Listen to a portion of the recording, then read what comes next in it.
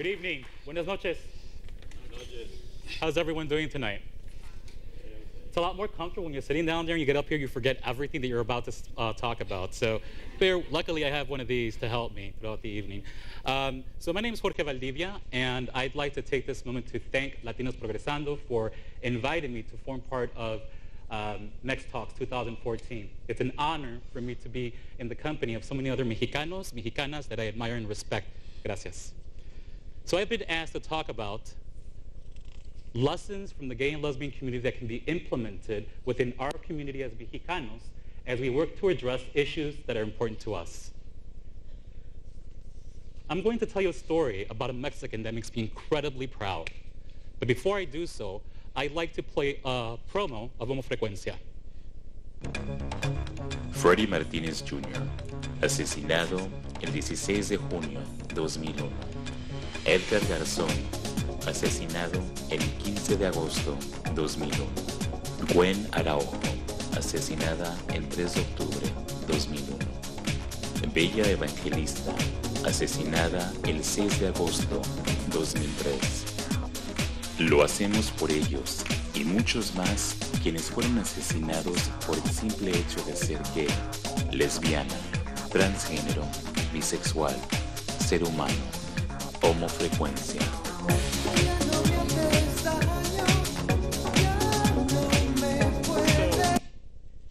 Thank you.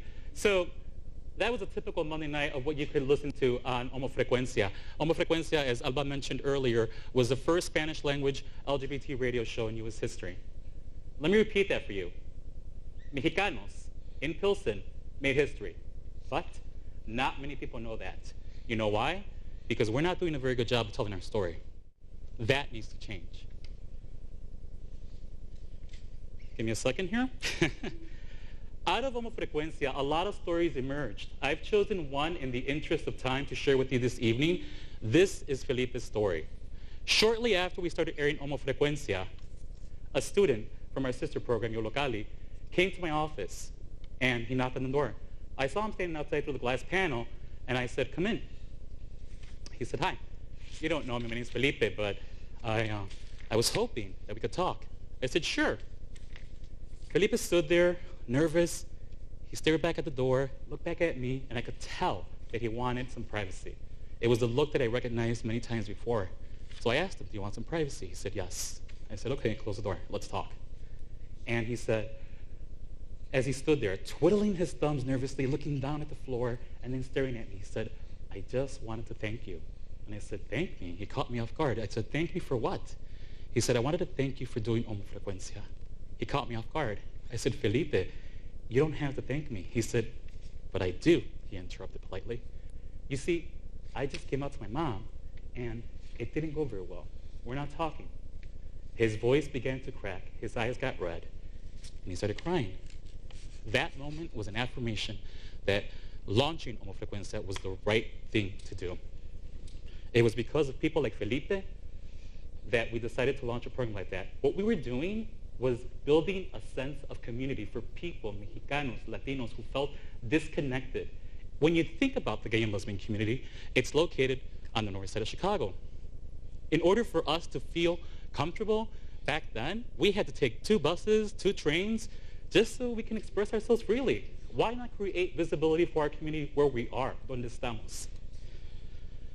Homofrecuencia paved the way for a new generation of Latino, gay, lesbian, queer activists. We were forging our identity and saying, this is where we are, in La Villita, in Pilsen, and this is who we are.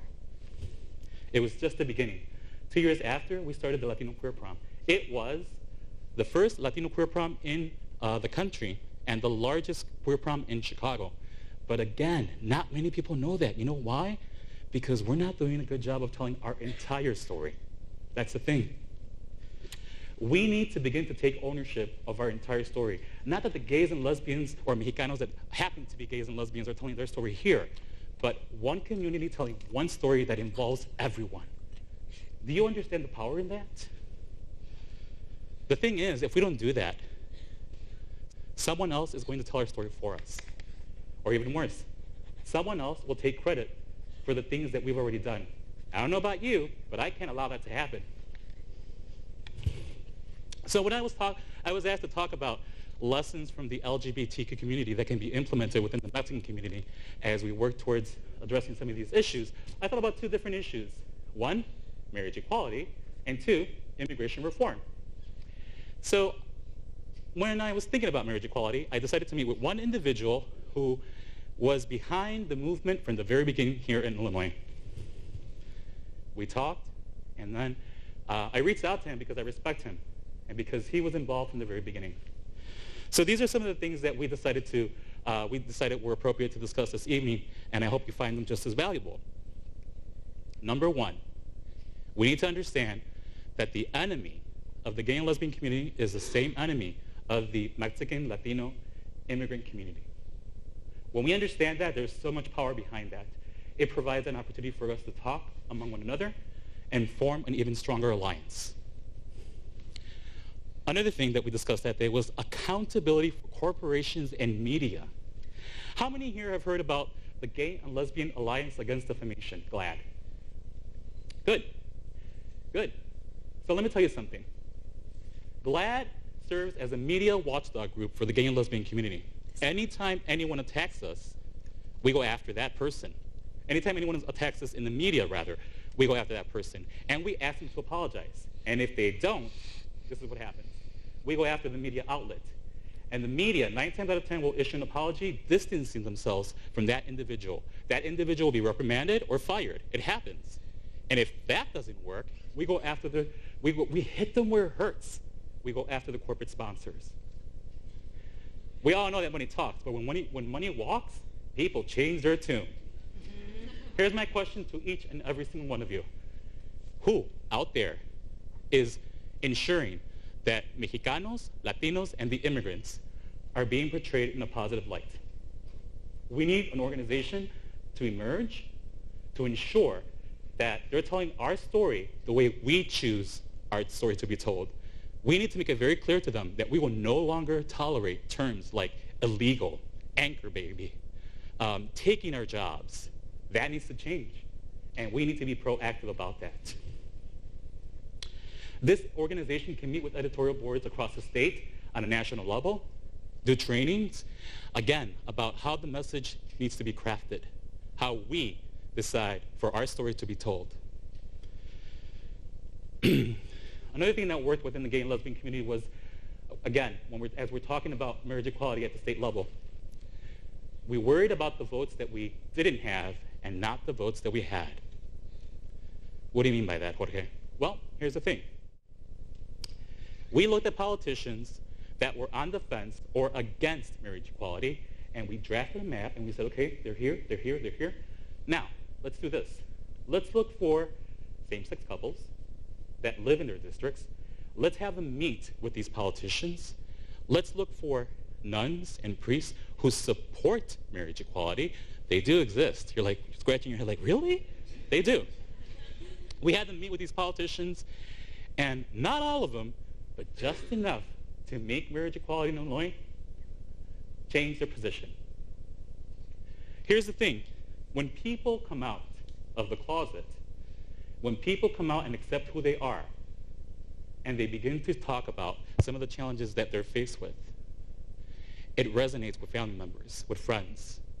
That is the greatest form of activism that we can do.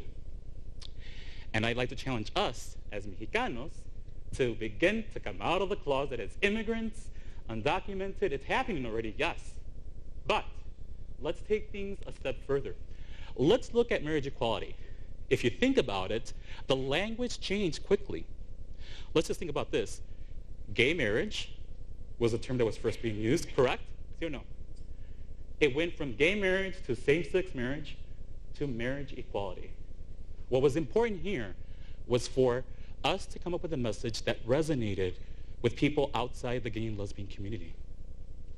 When you take away the sexuality, it's about love. And everybody's capable of loving, hopefully, right? So that resonated with non-LGBT individuals, and public opinion began to shift. And what we saw was, little by little, state by state, marriage equality became a reality. We're not done yet. We have a lot of work to do. But these are some of the lessons that we can implement. Another thing, this is a term that I'd like to introduce tonight. Allies. This is a term that is used a lot within the gay and lesbian community. I hardly ever hear it mentioned within our Mexican community. Let's begin to look at ways, let's think about this for a moment. Let's begin to look at ways of how we can turn our enemy into an ally. How do we do that? We, again, come up with a message that is universal, that resonates. We come out as undocumented. We talk about the challenges that we are faced with. And you might think it's impossible, but you know what, though? When we started having conversations about marriage equality, we didn't think that we would find nuns and priests who would support marriage equality, but it happened. Sometimes when you share your personal story, you just don't realize the power in that. So, I'd like to mention the name of the individual who I met with. Would it surprise you to know? Oh, here's the thing, before I even say that. Another thing that I definitely have to mention right now is we need to look at the history of our own movement, and this is why.